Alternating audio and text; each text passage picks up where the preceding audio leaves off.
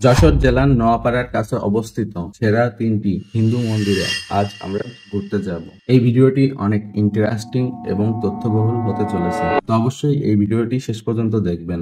বাংলাদেশের খুলনা বিভাগের যশোর জেলার নোয়াপাড়া পৌরসভার খুব কাছে অবস্থিত এই 3টি মন্দির। শুরুতে আমরা যে মন্দিরটিতে যাব সেটি হলো রূপ সনাতন ধাম।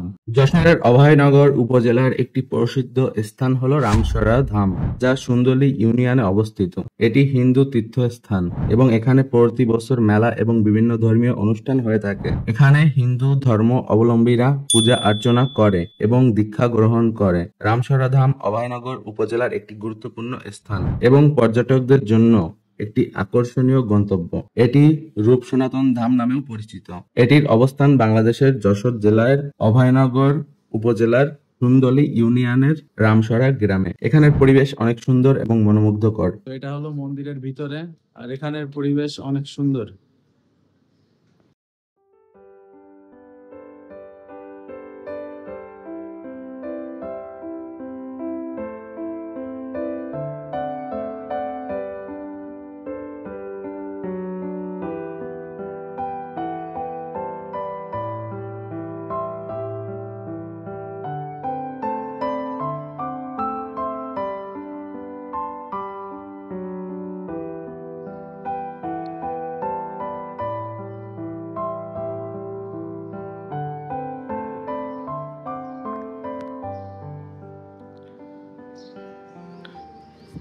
আর মাত্র এক সপ্তাহ পরে রথযাত্রা, তো রথের প্রসেসিং এর কাজ চলতেছে।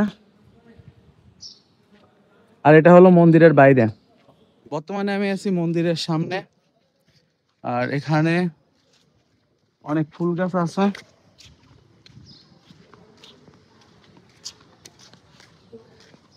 এবং সমীরণ, আমরা দুইজন আসছি এখানে ঘুরতে।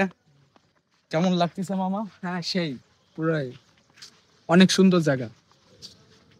সেই এখানে আসলে মন একদম পবিত্র হয়ে যায়।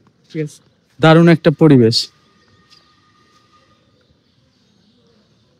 বর্তমানে আমি আছি মন্দিরের সামনে বাগানে, আর এখানে একটা বেদি নির্মাণ করা আছে, আর এই সাইডে আমরা বট গাছ দেখতে পাচ্ছি। তো বর্তমানে আমি আছি মন্দিরের সামনে, আর এই সাইডে আছে বট গাছ, আর এই সাইডে অনেক ঘাস গাছ দেখতে পাচ্ছি আমরা। মন্দিরে অনেক গরু আছে, আর সামনে এখানে অনেক গাছপালা দেখতে পাচ্ছি। তো এই গাছের এখানে খুব সুন্দর পরিবেশ। মন্দিরের এরিয়াটা অনেক বড়। আর এখন আমি আছি মন্দিরের পিছন দিকে। এখানে একটা দিঘি আছে এবং আশেপাশে বেশ অনেকগুলো রুম আছে যেখানে মন্দিরের লোকেরা থাকে।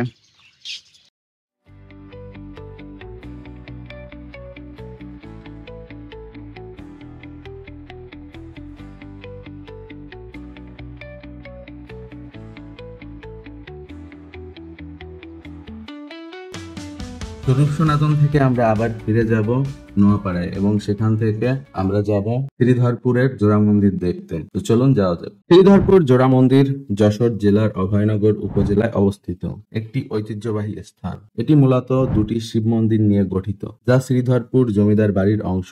এই মন্দিরগুলো প্রায় 400 বছরের পুরনো এবং ঐতিহাসিক স্থাপত্যের নিদর্শন বহন করে। আনুমানিক 1756 খ্রিস্টাব্দে শ্রীধরপুরে জমিদার বাড়ি, দিঘি, নালা সহ এই মন্দিরগুলো প্রতিষ্ঠাতা করেন জমিদার বনমালী বসু। তখনকার সময়ে এই জমিদার বাড়ি থেকেই এলাকার খাজনা আদায় করা হতো। মন্দিরগুলোর স্থাপত্য শৈলী আকর্ষণীয়।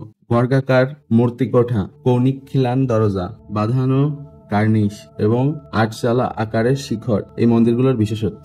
মন্দিরগুলো কালের বিবর্তনে সংস্কারের অভাবে ক্ষতিগ্রস্ত হয়েছে। এখানে স্থানীয়দের থেকে জানতে পারলাম যে মন্দিরের পাশে থাকা জমিদার বাড়ির যে সমস্ত ইট টিট ছিল, স্থানীয় লোকজন সব খুলে নিয়ে গিয়েছে, যার কারণে সে জমিদার বাড়ি এখন আর নেই। শ্রীধরপুর জমিদার বাড়ি ও জোড়া মন্দির একটি ঐতিহ্যবাহী স্থান যা পর্যটকদের কাছে আজও আকর্ষণীয়। সর্বশেষ আমরা যে মন্দিরটিতে এখন এসেছি এটি হলো 11 শিব মন্দির। 11 শিব মন্দির বাংলাদেশের যশোর জেলায় অবস্থিত প্রাচীন মন্দির ও প্রত্নতাত্ত্বিক স্থাপনা।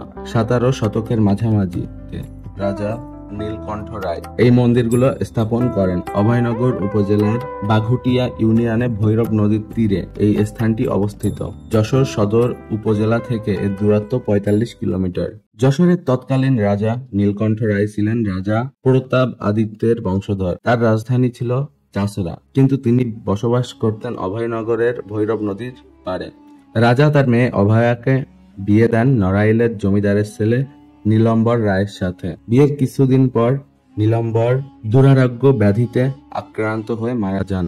অল্প বয়সে বিধবা হয় অভয়া দেবী। সে সময়ে হিন্দু ধর্মে দ্বিতীয় বিবাহের কোনো নিয়ম না থাকায় অভয়া বাকি জীবন পূজা অর্চনা করে কাটাতে চান। নীলকণ্ঠ মেয়ের অনুরোধে ১৭৪৫ সাল থেকে ১৭৬৪ সালের মধ্যে ১১টি শিব মন্দির স্থাপন করেন এবং মেয়ের নামে নগরীর নাম রাখেন অভয়নগর। এখানে মোট ১১টি মন্দির আছে। ১১টি মন্দিরের মধ্যে সর্ব উত্তরের মন্দিরটি মূল মন্দির। মূল মন্দিরটির দৈর্ঘ্য ২৪ ফিট ৪ ইঞ্চি ও প্রস্থ ২২ ফুট ৩ ইঞ্চি। দেয়ালের প্রস্থ ৩ ফুট ৪ ইঞ্চি। প্রধান মন্দিরের দুই পাশে পূর্ব ও পশ্চিমে ৪টি করে মোট ৮টি প্রবেশ পথের দুই দিকে ২টি সহ মোট ১০টি অপ্রধান মন্দির রয়েছে।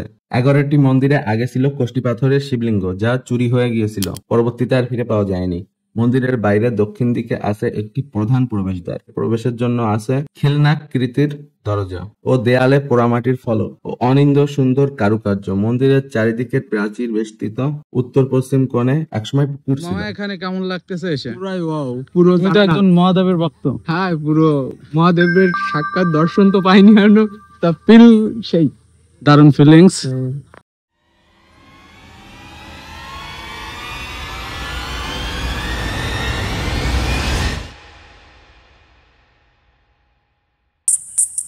এগারো শিব মন্দিরের আশেপাশে ঘন জঙ্গল এবং এখানে প্রচুর ঝিঝির ডাক। আর সামনে আপনারা দেখতে পাচ্ছেন এটা সেই বিখ্যাত ১১ শিব মন্দির। তো আশা করি এই ভিডিওটি আপনাদের ভালো লেগেছে। যদি ভালো লেগে থাকে অবশ্যই লাইক দিবেন।